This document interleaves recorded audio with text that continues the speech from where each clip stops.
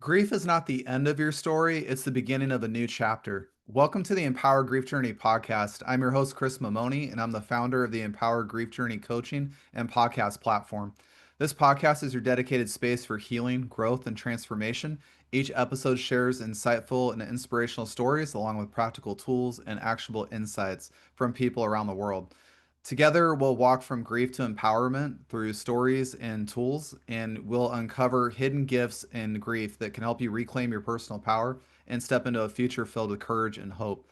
Today, I have Eryn Anitavi with us. She's a professional speaker and autistic visionary and CEO of Seattle-based Sapphire Dynamics. She specializes in business systems, executive support, and its impact on business for leaders, managers, teams, admins, and neurodivergent visionaries.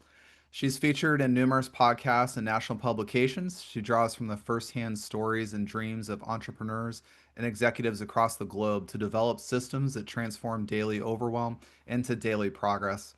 With proprietary systems and a suite of high impact solutions, her approach to the complexities of leadership offer actionable strategies for leaders or those who support them to enhance productivity and positivity. And so, without further ado, Eryn, welcome to the podcast. That's awesome. Thank you, Chris. When I hear you read that, I'm like, that's not me. Who are you talking about? Wait, I want to know that. Oh, wait, that is me. Okay.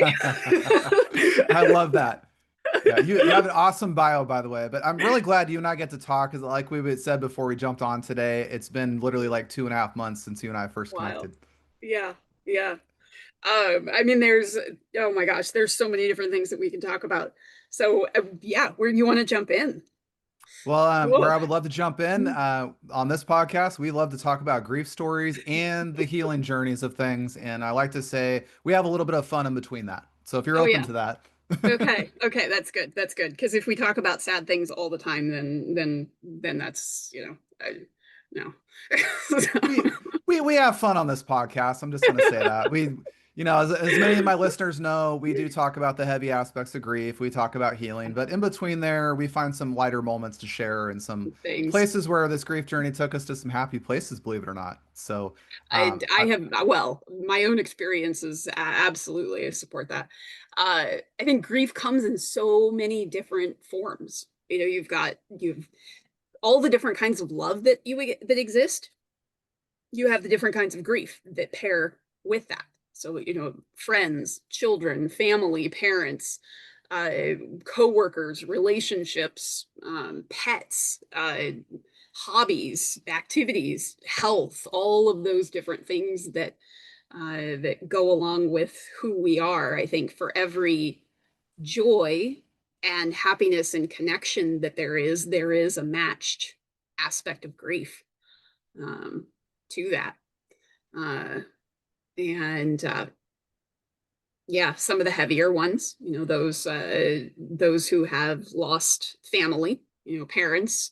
I lost my brother 16 years ago. Almost two weeks ago, it would be 16 years. He would have been 40.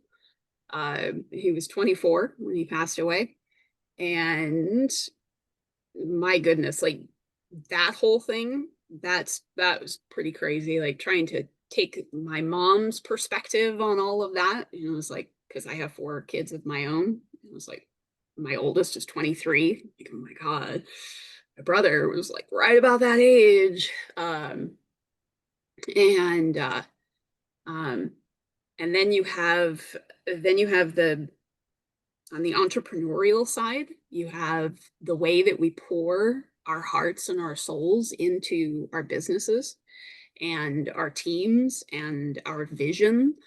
And sometimes those don't go the way that we want them to. The lessons and the curves that go along with that. My rant currently is around the statistic that 50 to 80% of small businesses fail before 5 years. That wow. if you were to take that statistic and apply that to, let's say, 50 to 80% of mortgages ended in foreclosure, or 50 to 80% of kids didn't graduate from high school, or 50 to 80% of surgeries ended up in complication, we would never accept that as a statistic. Like something would change. We would do something about that. So if you think that 50 to 80% of people walking around have lost something that they poured their heart and soul into, kind of gives a different feel to business. What do you think?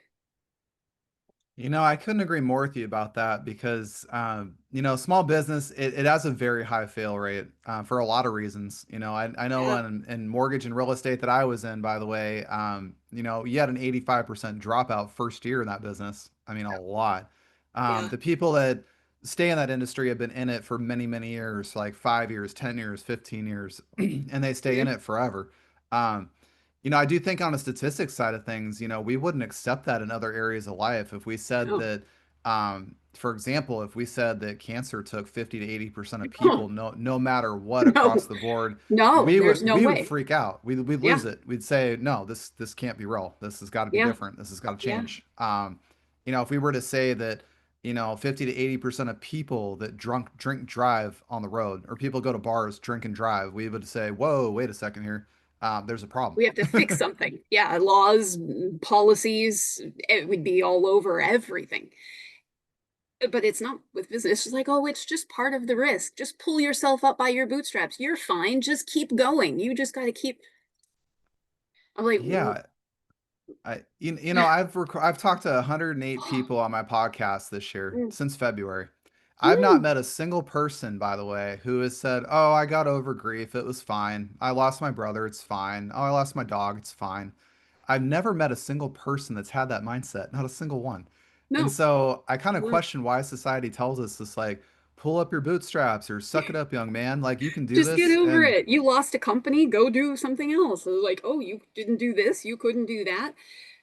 But yeah, oftentimes we pour our education into this. We pour our livelihood. We put our families at risk for the companies that were like, I just want to throw everything into this. Where we put our savings at risk. We put credit cards and debt and dreams and hopes of building something incredible, and then it just doesn't work for any number of reasons. And I think that a lot of those reasons are preventable. I think that we just don't look at small business the way that we should, and we don't treat grief with enough respect in that, right? When we think about what we pour into our dreams, like these are our livelihoods. These are things like, when you think of a kid and you're like, oh, what do you want to be when you grow up? You rip that rug out from under people when things don't work, whether they've been trying for a year or 20 years. And you're like, oh, guess what? You have to go do something new. Oh my gosh. Like that's killer. That's killer. And then you're just like, oh, just pick up and move on. Bruh. yeah, It's, yeah. It's just what? it's crazy. I've talked to a lot of small business owners over, especially my mortgage career. I'll go back through that process real quick. And exactly like what you said, I talked to so many people that borrowed money from family, borrowed money from weird places to make their business work. And Yeah, like you said, when that business goes under, that was their whole life on the line. That was everything for their family, everything that they have and they own, and everything they wanted to be yeah. is all gone at that Marriages, point. relationships with children, like all of and when you lose that, the grief that goes with it, yeah, that's Yeah, absolutely. it's And society is just like, just get over it. Yeah, and I've talked to people that have run businesses before, and I'll be very honest, they are wired so different from people that are employees of a company. They are wired completely different. That Um, goes into you, neurodivergence, which that's a whole other special interest. Like, yeah, oh I mean, man. I've talked to guys that own business, and I have asked a couple just for the heck of it. I said, would you ever go work a job? And they've all said, I'm paraphrased to keep the language PC, but they've said, no, why would I do that? Why would I Like, do no, that? absolutely not. Exactly. Like, I had a job interview out of college one time. I actually walked out of the interview because the guy interviewing me looked at me when I said, I want to be an entrepreneur one day, and I just hadn't figured. I was 20 years old. I didn't know what the hell I was doing. And he Mm, said, "Why would you want to do that?" And I said, "Yeah, wrong room." Like I just got up and left. Um, because the reality is that people don't understand is Steve Jobs, by the way, who made our Apple iPhones and everything that we can't really see today. Um, that all started in a garage with a hope, wish, and a prayer to make that thing happen. Elon Yeah, Musk with Tesla and SpaceX and all this stuff. yeah. Everything we use, by the way, our cars, our clothing, everything, All that was started out as a dream. exactly. And Yeah. that's why I get mad at people who crap all over entrepreneurs. I'm like, if these people were not crazy, if these people were not like, I have a dream, I have an idea, I'm going to run with this thing, I have no idea where this is going, you wouldn't If have the we lifestyle you have today. oh, if we didn't have the tenacity to overcome grief, Yeah. because for every fail, you go and you try something else. And for everything that doesn't work, you push for something else.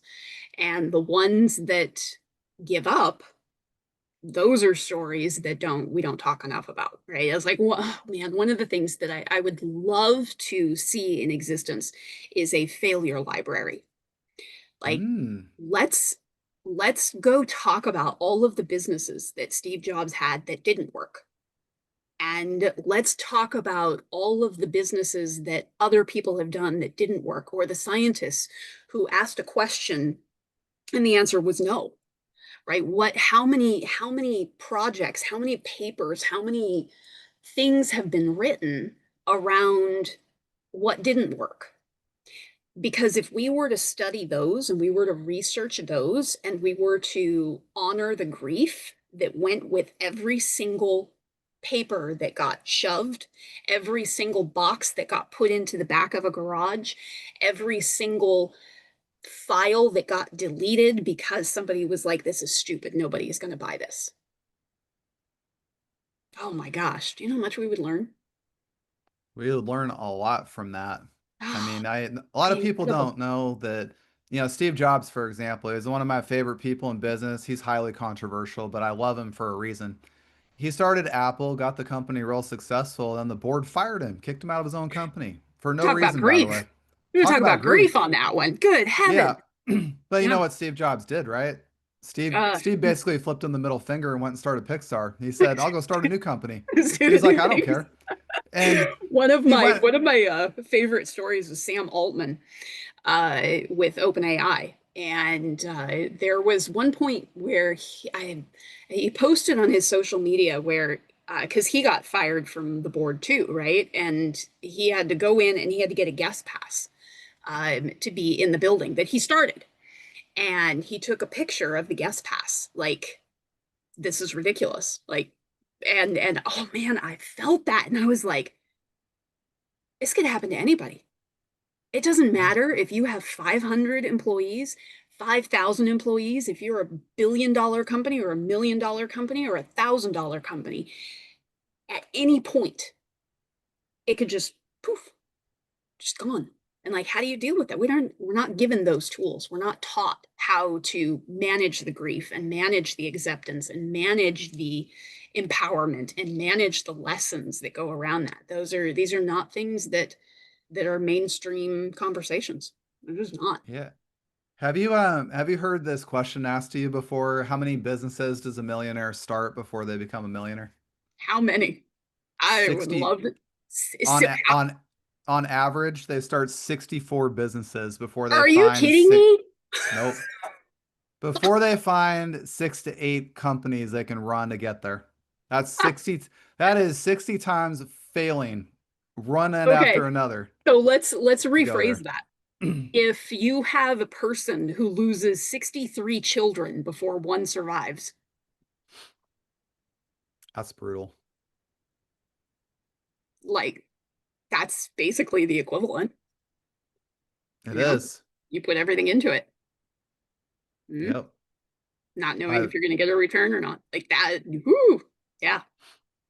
But that's what I think is courageous about these people that in the business world of grief, because grief is all over the business world. We just never talk about it. Mhm. And when I talk to those people who have lost businesses, put everything on the line, and I hear it in their voice, I see it in their face, and Yeah. Well, it I'm one of wasn't. those. I'm like, how many times have I tried? How many things have I done? Um, I I'm a little bit of a slump on my own because I had a medical thing at the end of May that like took me out, just toasted. could not do anything. I was having issues with speech. I was having issues with memory, motor function. Still, some of that stuff is still hanging on in the background, and uh, yeah, it completely halted every single project. Everything I was working on just basically got put into cryo sleep, and uh, in managing that, yeah, oh, I'm right smack dab in the middle of it. I'm still So, trying to figure out. I'm like, okay, what am I doing? How are we doing this? Am I restarting? Am I picking up the pieces? Do I go back to what I had? Do I rehire my team? What am I doing with my life? Like, that's all. It's, oh my gosh. I published a book. Um, and you'll be the first person to know about it, actually, the first public announcement. Um, I hold on. Did you publish this book while you were going through this? I did, yes, because I had nothing but time while I am sitting there just lamenting my existence and feeling real sorry for myself. I started writing, and I didn't know what it was going to become. And yeah, published it last week. Uh, Congratulations to you. it's That's amazing. it's crazy. It's crazy. So yeah, I got the got all my drafts and like, getting that thing, and like I don't actually have it right here, ironically, or this is funny.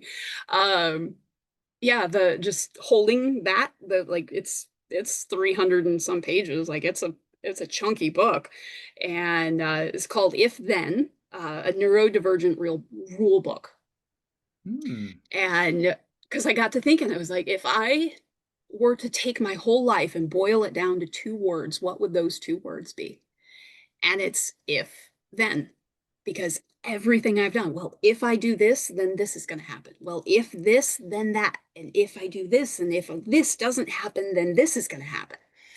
And everything that I have done has all boiled down to if then. So I put together a non-linear rule book capturing every single if then that I think others will benefit from. Stories about how that if then came to be, and and just capturing all of the different rules that have built the foundation of neurodivergence and entrepreneurship. Um, So, yeah. so tell me a little bit about, because I've known neurodivergent people my whole life. I've interacted and engaged, and We to are be the really best kind of honest, people. well, the thing I love about, my neurodivergent friends that I have is they are capable of processing a whole hell of a lot more information than I'm capable of at times, and it Depends. literally amazes me what they're capable of coming up with. I think they're so creative and so mindful. It's incredible. What's it been like for you being a neurodivergent person in the business world? And is it Mhm. hurt you in ways? Has it helped you in ways? What's it been like for you in that Well, capacity? I didn't actually know about it until about 3 years ago. Um, I had no idea. My dad ADHD, and every now and then he'd be like, I kind of think this might be a part of your story, and I'm like, no, it's not my part of my story. I'm not. How dare you? I'm not even going there. And then finally, it kind of came around, and I was like, okay, all right, that actually makes a lot of sense. Um, so I started learning about that, and dug into the whole ADHD like rabbit trail. And then um, down the line, I was at this conference, and there was like, I don't know, people at a conference. No way, really. And it kind of came bubbled up to the surface. Like, wait a second, are you autistic? And I'm like, "Oh, no, that's ridiculous. How? No, absolutely not." And then I jumped in to try and disprove this. And in the process of trying to disprove it to myself, proved it very dramatically. Mm. That it was How? indeed. What was that like? I mean, how did you Oh, disprove that? oh man, I was looking for everything, to try and be like, that's not who I am. And so I started reading about it, and I was like, oh, that's me. Oh, oh, wait, that's why that happened. Wait a minute. All of this stuff makes so much sense. What? Uh, and then there was the period of elation of oh my gosh, I figured out why I've struggled with so many different things over life and history and the universe. And then once you kind of get into that elated, I have answers, then the truth was, wait a minute, this is a permanent part of my neurology. Oh, Mm. and then the grief steps in. And you're like, oh, I can't get out of this. I can't take drugs to make this go away. I can't rewire my brain. I can't view any of these things any differently than I do. This is always going to be part of my world. What do I do with that? And so then you just kind of you just kind of wallow in that for a minute, and then eventually you come out and you're like, okay, acceptance. What can I do with Mm. this now? Where do I come from with this? Um, I have a I have a little story that I wrote about a pirate who runs marathons. Would you like me to tell the little story about a Yeah, I'd pirate? love to. You got me, Yeah. you got me intrigued. Okay. So once upon a time, there is a pirate who loves to run marathons. Like he doesn't have a boat, he doesn't have a bunch of sailors, but man, he has got his marathons and he is running all day, every day. He is just like the greatest pirate, right? And he's got his gold earrings and he's like, just hitting the track. And he can never get past sixth place. Ever. It does not matter. Like he runs with sandbags and he runs when all the other runners give up and he runs in the rain and he's just like, man, this is my life. I'm going to do this. And he can never, ever get past sixth place.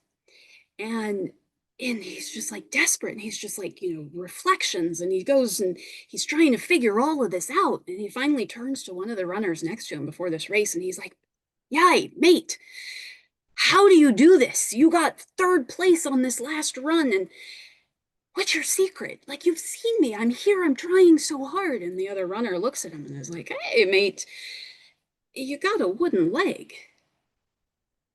And the pirate looks down and he's like, oh my God, I, I have a, I have a wooden leg. I didn't know what do I do? Running is my life. How, how am I gonna, is this over? Is it just this is it for me? I just have a wooden leg, like that's never gonna get better. The runner's like, I mean, mate, I don't know, I don't have a wooden leg, but you should go check out that prosthetic surgeon down on East Wind. Like, he's a pretty cool guy. So the pirate spirals.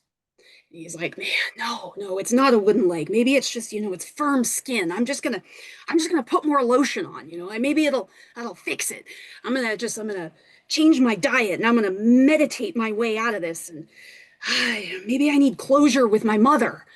And then he's just like, no, I'll figure this out. He spirals. Weeks go by and he's just like, all right, fine, fine. So he goes to the prosthetic surgeon and they're kind. And they're like, yeah, we can fix you.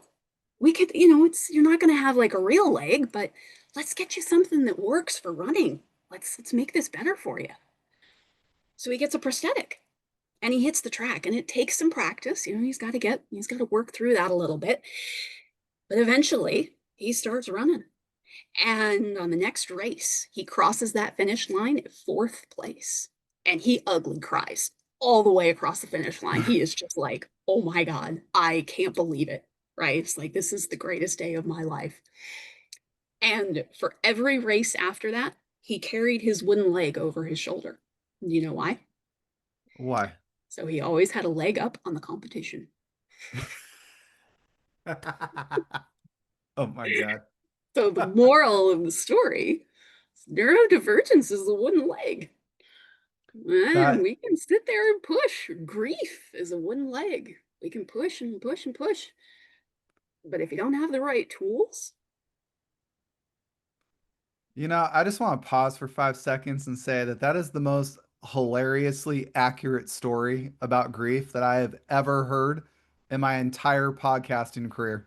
you Like, can take it and tell it as many times as you'd like. It's in my book. that's, I try to tell people all the time, I'm like, grief is always there, whether you like it or not. It's not leaving you for whatever reason. It's always going to be there. And Problem is we don't allow people to actually accept that and understand that. And that's what I thought was so beautiful about the story you just We don't shared. carry our wooden legs.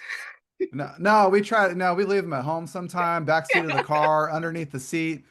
We might throw it in the laundry basket and forget about it, or you put it in the storage locker. Um, but it always finds its way back. It's like that movie, the Christmas Santa Claus thing with Tim Allen, where he like shaves his face all the time, and it's like whoosh, just comes right back. Like, and he's just sitting there, he's like, I can't be this fat. This can't be possible. And then he's like, okay, I'm Santa Claus. I got to make acceptance with this. It's a Like, good movie. I remember that one. I mean, but no, that example of the wooden leg with the pirate is so true about grief that we all carry it. It's always there. Yeah. And I think that we do ourselves a disservice, like the pirate in the first half, where he's like, "Nah, wooden leg, no, I can't. No, just this isn't happening. I don't believe this." We we fight grief with such denial sometimes, and sometimes it's okay to I was coaching a lady yesterday on a call, and she got really upset that she took 5 steps backwards that week and had all these things happen that re-triggered herself. And I looked at her and said, "You're human. You have emotions. You're going through grief. You're healing." I'm like, this isn't there's no destination here. Like this thing's magically going to disappear when you cross the finish line. Yeah. It's not gonna go away. Mhm. So I said, I Yeah. don't frown upon you for having setbacks. I don't frown upon you for what happened this week. I look at you and say, you persevered a lot. We just happened to have a week that was very, very hard and we got to work through it. Yeah. Now it's okay. Nothing wrong with Yeah. that. So, And when we realize that so many people around us are also dealing with some level of grief, uh, that can change things a little bit. And even if it's not the grief of a, loss of a loved one or loss of a pet, which, I imagine most of us have that one in common, it's like you think about that, but or the loss of a business, just keep that stat in your head, 50 to 80% of people have lost something that they poured their heart and soul into, and they've had to pick up and restart. And even if you're working a job, right, and something happens in your world, your partner or a child goes through something, and maybe it's not death, maybe it's just the loss of a job, or watching your kids go through a breakup, is like, that's another one. Like I got to do that one this summer too. um, and that's awful. It's like you can't do anything about that. You can just bring them some ice cream and be like, "Hey, kiddo, you all right?" I'm like, "No, I'm not okay." It's like, well, let's just sit here. Let's just be not okay. yeah. Um, yeah. Yeah, I think that's important to just acknowledge it. We live in this world today that's so fast-paced and so instant gratification of things. And I've always tried to tell people when you try to ignore grief all the time, shooting around it, it's gonna come at back bigger, louder, and stronger is how it works. And it may come out, by the way, in a not so opportune moment, which is what happens with a lot Yeah. of people I talk to. Yeah. But when you give it that space, like you just said, and just say, it's okay for us not to be okay right now. It's okay. Like let's just sit right here. And I try to. I was talking to somebody yesterday. I was laughing. She brought that up because her daughter went through a breakup, long distance thing, Oh, just moved to college, kind of thing, and my initial reaction was like, I was there when I was 18, and to be honest, I almost, thought about getting married that young. Glad I didn't, by the way. That would have been a bad mistake. Um, but yeah, I sat there I and I got was, married when I was 17, so I got nothing to say on that one. I mean, it just would have been a bad decision for me in a lot of ways. But I mean, when you're a kid, you're young and you think you're invincible to the world, just Oh what yeah. it is. But I tried to share with this person. I said, that's their experience with grief. They need to have it. And I said, this isn't some terrible, horrible thing like you're seeing it, and it's not going to be something bad and awful. I said, if it's meant to be, it's meant to be. And I don't mean that in a casual, blow it off way, but I mean that this is an experience your child has to have. It's part of grief. And I watched a Tony Robbins TED Talk one time, and he said something about people dating and getting married and getting their hearts broken. And he said, this is a part of your life that's going to happen. You're going to get hurt. Aren't you glad you came to my positive visit? Yeah. And I got the Yeah. point of what he said, which was that we're not always going to be happy. We're not always going to be fulfilled. We're not always going to be in the failure state of things or the state of grief or the state of losing things. We're not ever going to be in those extremes all the time. It's going to ebb and flow, but it's allowing ourselves to sit in those moments and take away that experience, because that's going to happen again. Where, you can say you got married at 17. I don't know your future, by the way, but I'm just saying, if you ended up, ending that relationship and getting in another one, you're Yeah, going to it get was hurt again. 12 years. It was pretty good. It Yeah. was pretty good. But the 12 years, it was 29 and restart. I'm like, oh, okay. Restarting my entire life again. Yeah, for the bazillionth time.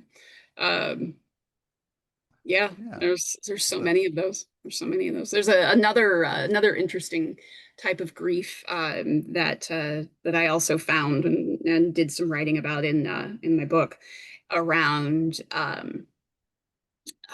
there's a quote, a Banksy quote that says um, that we die twice.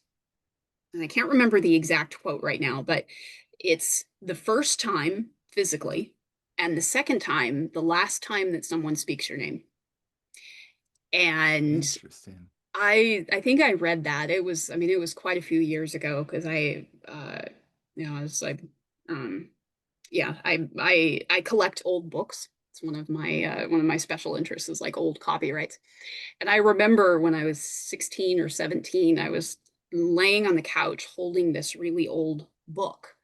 And all of these emotions, just like I had no idea how to deal with these emotions as an autistic, undiagnosed autistic teenager at the time, right? That's a whole other story all by itself. But as I'm holding this book, I'm thinking about the last 150 years of people that have held this book.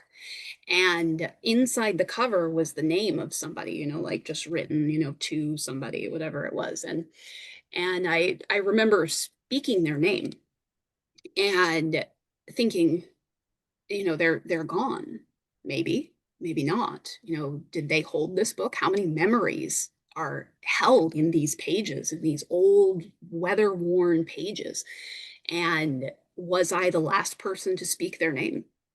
Maybe, maybe not. That's amazing. Um, yeah, when you think about all of those things that have passed and the books that we hold, you don't get that with Kindle and like, technology, which is why I love the old books, because there's a sensation in that. There's time travel when you hold an old book. Um, yeah, there's so many different kinds. I think that's what's the beauty of our society. And I was reading a article on Substack a while ago that talked about the concept of storytelling. It is this beautiful article about kind of what you're saying. And this guy was talking about how people get so haughty about politics and all this stuff going on in the world. And he said, what people have forgotten in a large way is our ability to tell stories, to share perspective, to share our experiences. And he talked about how over the course of history, we've only had computers for like 30, 40 years, maybe, so to speak. The internet's only been around 30 years. But before then, we were writing on paper. And then before then, we were writing on logs and carving things into stone. And I mean, he went on this whole thing about how we've kept track of history and how we've shared stories. And to your point, it comes back to that thing of when you see an old document, kind of like the Declaration of Independence, for example, or the Constitution, and you think about there's 50 people that were really frowned upon by the British government, like damn near got murdered, by the way, after doing that one. But they all touched this document. They were all in a room with this document, and they all had a feeling or emotion or an experience that was in this moment. And when you like see those old documents like that, and it doesn't matter what it is, but an old document, an old book, it makes you think that like, what was the memory somebody had right now? And am I the last person to say their name?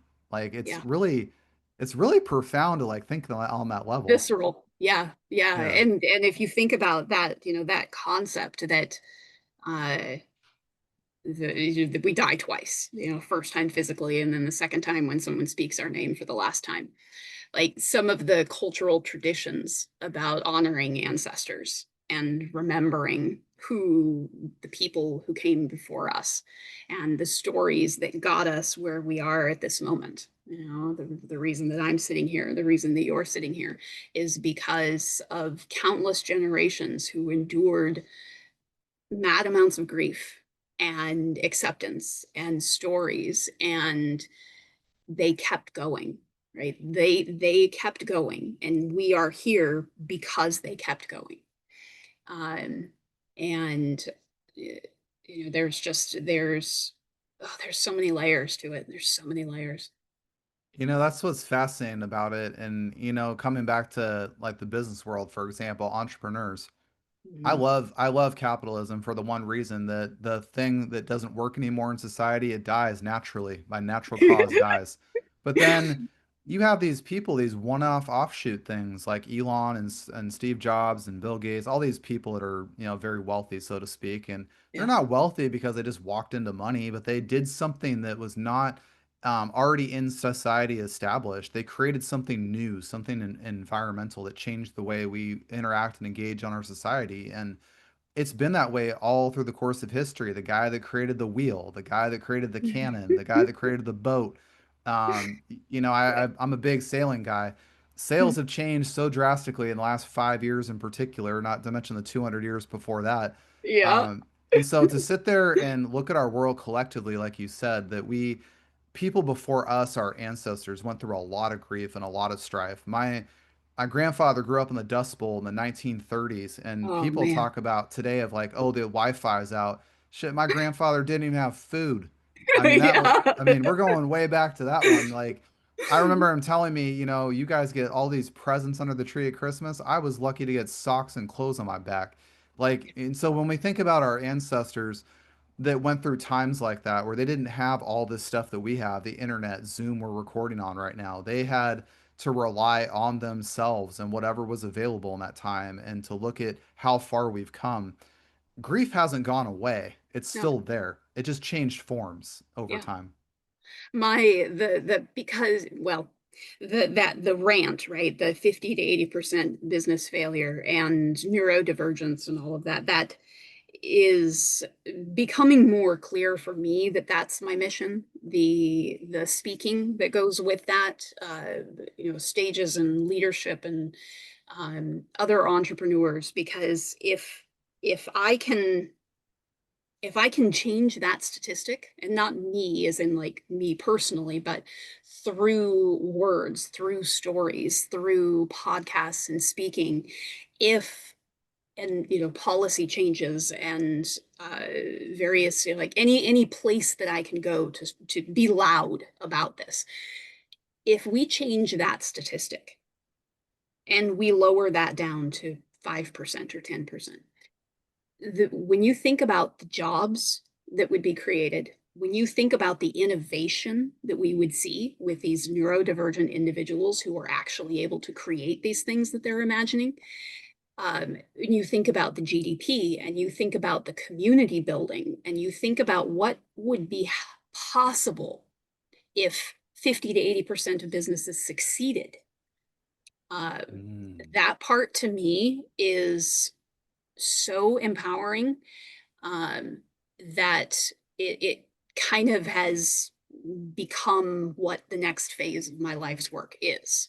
Um, and I'm actually this week I'm submitting an application to the University of Washington for their PhD program in social welfare, because I want to tackle it from that space. I want to tackle it from the welfare space. If we have paid leave for employees, why don't we have paid leave for entrepreneurs?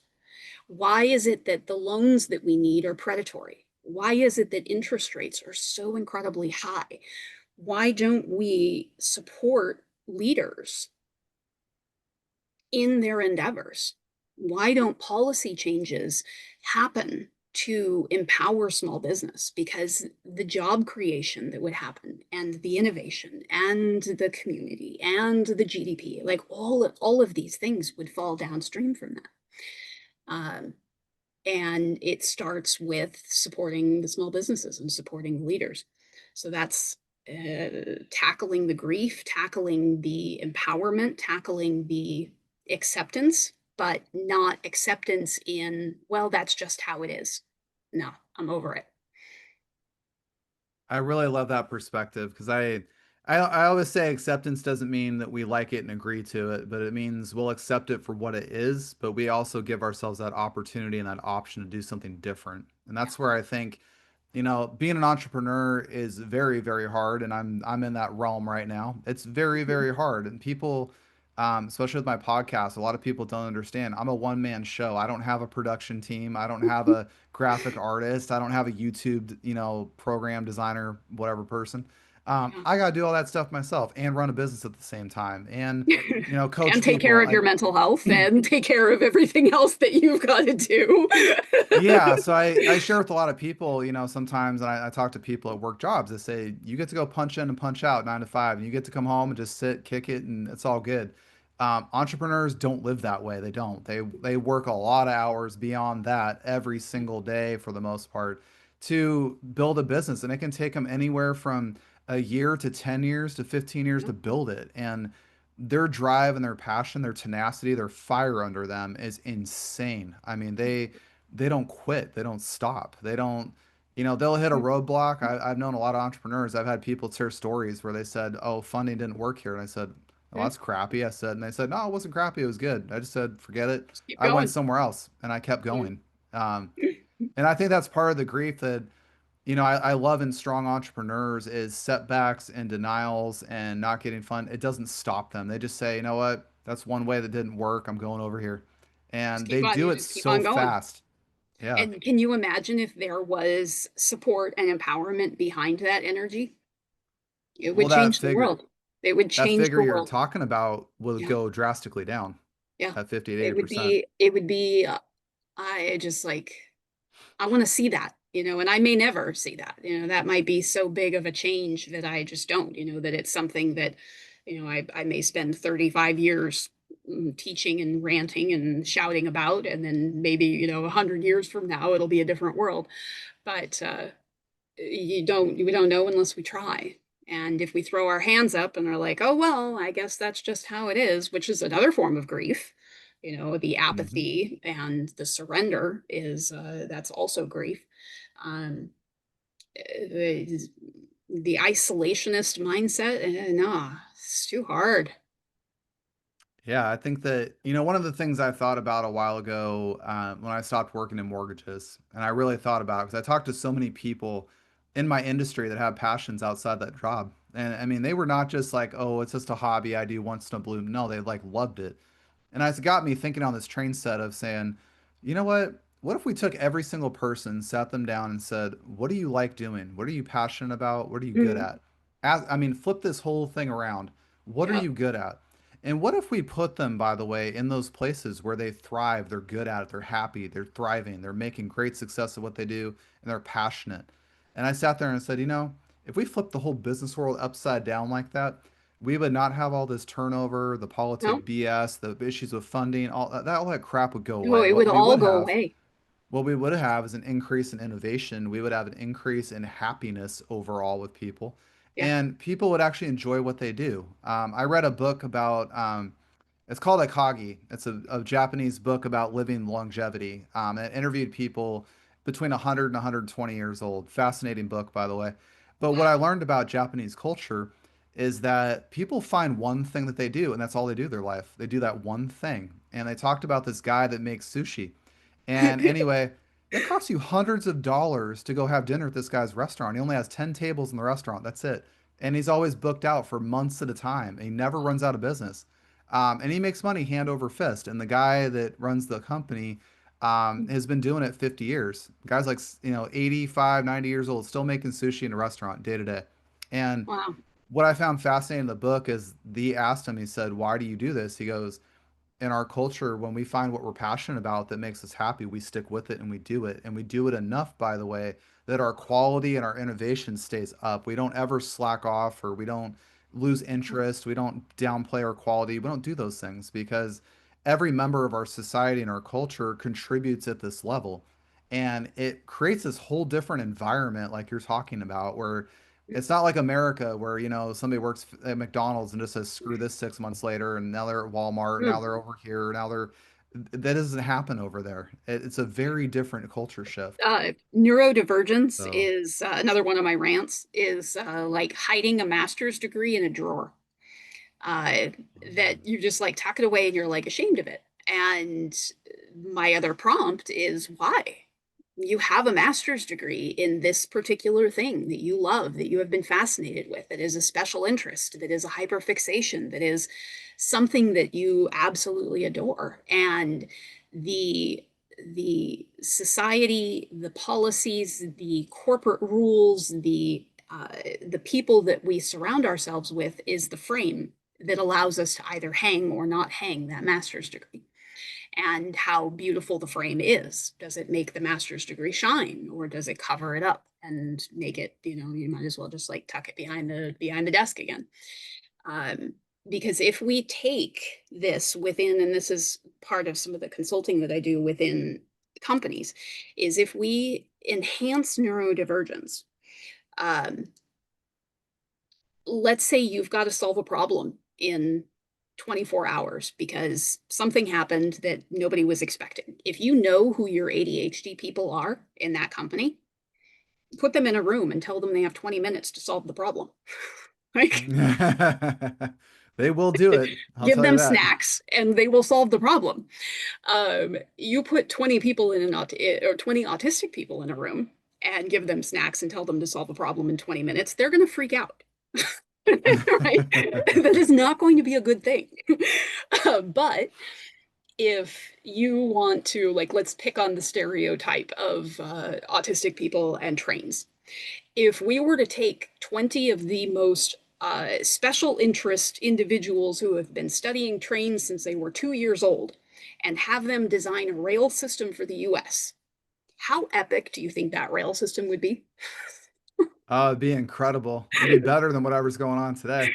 Like, they're not the ones to build it, but they're the ones to design it. And then you get the engineers and you get those, like, oh my gosh, like we need to know these things. Or if you take dyslexia, if folks who have a hard time, like words do funny things, maybe they should be in charge of marketing. Like, how do we convey this message with imagery? Words are not your thing. So I want my dyslexic people doing the marketing. If we were to find that out and actually build with that as a superpower, there are so many things that would change. And it's not just a superpower, it's the kryptonite, right? Because those ADHD people that solve a problem in 20 minutes, they're not going to be able to get out of bed tomorrow. And that needs to be okay. you know, Yeah. it's like where you have the superpower, you have the kryptonite, and you have to have plans for both. If you want the superpower, you also get the kryptonite, whether you're a leader or an employee. So like superpower on Maya, right? The autism and the hyperfixation, I might go into something 18 hours and completely forget to eat and forget that I'm human and not move. And when I get up, I'm like, oh God, where the sun's up again? Oh, I am starving, right? It's like, that's the kryptonite. I was in it for 18 hours and I was blissed out. I was having so much fun. But now I'm like, oh God, I feel like trash right now. This is awful. Like, you have to do both. Yeah, I think what I love hearing from you today is, playing to our strengths and not just in grief, but in business too. Like playing to that strength and not seeing it as a problem or a weakness or an issue, but seeing it as something that we can literally use to our advantage of things. Honor the You whole know, self. that's what I love. You're putting in words that I was struggling with. I appreciate that. You're I just good. I just, I took a course in business school. I've never forgotten it, called Theory of Constraints. Beautiful business thing. It was very radical thought. The school didn't really appreciate it or value it, which was really Oh, sad. But what I it would take became that. down to was, you're only as strong as your weakest link everywhere. And I share that in grief. I share it in my coaching. I share it in life. I share it in business. Because when you learn that weakest link, you learn what it is, how it functions, how it operates. Is it kryptonite? Is it good? Is it bad? Does it hold us back? Does it have a limit on how much it can produce or move at a certain point? And maybe it's Um, only weak because it's in the wrong environment or it doesn't have the right tools. If it's a wooden leg, maybe it just needs a prosthetic. yeah. So I mean, if we take the weak link that's a wooden leg and we make it a prosthetic, now we took that weak link and strengthened it, Yeah. and now it's not weak, it's strong. And that's Mhm. where I think when you shift your focus, like you've been talking about today, and a different array of areas of life, but I'm just gonna say when you shift your perspective like that, and leave yourself open to the things that most people will shed away from, you will find that there's superpower within that, and you'll find a new way and a new perspective to achieve There always what you're is. looking to do. Yeah. Taking that to families too, with children. Because if we look at our children, we can see those things too. The superpowers and the kryptonite in our kids. And that's a whole other level of empowerment and grief. Because when you're growing up, you have a tremendous amount of grief that's hidden. Growing is very hard. And we have to honor that for our children too, and their transitions. Mm-hmm. Yeah, I mean, I still remember one of my wife's friends. She had an autistic son, and they didn't always handle him the best way, in my opinion of things. But one day I watched his mind work on homework and at a birthday party. I was literally flabbergasted and speechless because I was watching his eyes and I was watching what he was doing. And this kid, I kid you not, was processing probably 5 to 10 times faster than everybody else in that room. And he knew, I mean, this kid knew details down to the eighth of everything. And I mean, it was, I literally sat there and I was just like, I'm impressed because my brain can't even keep up with this kid right now. Like, and I was just thinking about how powerful that was. Like, and I was sitting there going, you see him as a problem because he moves too fast. You see him as a problem because he can't slow down. You see him as a problem because he's can't articulate the way that makes sense to you. But I'm like, when you look at his perspective, holy crap. I mean, that's impressive when you really think about it, you know, Yeah. and that's what I think that you brought up in the business world. If we took ADHD people and put them in a room and said there's 20 minutes to figure this out, they're gonna do it. I'll tell you that. Yeah. Um, Yeah. I I got ADHD. When people put me under the gun for something, man, I'll find a solution quick. I mean, You're my not the brain one to works like implement it. Like you'll get it 60% of the way there, right? And then yeah, you need the autistic people to come in and be like, okay, we got it from here. exactly. Like, but if you're in a company and you don't know who those people are, you're running with a wooden leg. like, Exactly. I need to know who those people are so that we can solve these problems creatively. Uh, Yeah. Oh, that's why I think there's just so much strength in going through grief. You know, I always tell people like that wooden leg you talked about is so representative of that. You know, when you're grief doesn't have to hold you back. It doesn't have to be this negative, terrible thing that happened to you. And I say that, by the way, because I've lost a child. I've had the worst thing happen to me in my whole oh, life, to be honest. And I can either choose to look at that as the terrible, negative tragedy that it was, and I can always go visit that if I feel like it, or I can say, this is an opportunity for me to grow, for me to change, for me to evolve. There's a way for me to honor and remember his legacy. There's a way for me to use that story to help and serve other people. And so I don't see those moments of grief as weakness. I don't see that. I see it as strength. I see it as purpose. I see it as realigning yourself with your values of who you are. And by the way, when you lean into that beautiful thing of who you are, and I don't care if you're autistic or neurodivergent, whatever way, I really don't care. When you lean into that thing that is truly you, man, you will find your path so fast it'll make your head spin. And you will find some very, very powerful, great things will happen for you in your life. It's a beautiful thing. yeah, it So. really, really is. It really is. Yeah. Yeah. So, Eryn, I've loved talking to you today on the podcast. You have a beautiful energy, beautiful presence. I'm very sorry you had the medical issue come up, but no offense. I Hey, don't think you it know took what? away from your, No, I don't think it took because away I from you. wouldn't be doing what I'm doing right now if it hadn't. And that is, I might have hated it in the minute, but you know what? These things are good, ultimately. And hey, you wrote a 300-page book. I got a 300-page book out of it. Oh man, that's worth it. So hey, as we wrap up the podcast, first off, I just want to ask, where can we find this book? Is it out yet? Is it on It is. Amazon? Yeah, it's on Amazon. If then, a If then. neurodivergent rulebook. Yep. And um, yeah, this is the first time I've talked about it publicly. I got my hardcover copy yesterday, and I was like, all right, we're going live like tomorrow. So yeah, and then I'm all over social media, and I love talking to humans. So feel free to reach out on any of the different platforms. Awesome. Well, I will go ahead and have your social media links and send me the link to your book when we jump off here so I can throw that in the show Definitely. notes. Yeah. I want to make sure people check it out. Eryn, I just want to say thank you so much for being a guest today. It's been a true honor and a true pleasure to talk to you and just hear your experiences of life. And I think you're going to be doing some very big, beautiful work here in the near future. I have no doubt of That is that. the goal. I got to be loud. If I'm going to change that darn statistic, I have to give me a megaphone. I will join you on that one. I support you 100%. Awesome. So, well, I want to thank all of our Thank you, listeners Chris. today for joining Eryn and I on today's episode of the Empowered Grief Journey podcast. If this episode resonated with you, please share it with somebody you know who could benefit from Erin's story. For more episodes that are designed to empower you and support you, visit empoweredgriefjourney.com and subscribe to this podcast. You can find us on Apple and Podbean. The Empowered Grief Journey is all about honoring your emotions and embracing your journey and finding your strength in your own time. I want you to know that you're never alone and that you always can navigate grief with courage and compassion. Until next time, be kind to yourself and take your grief journey one step at a time.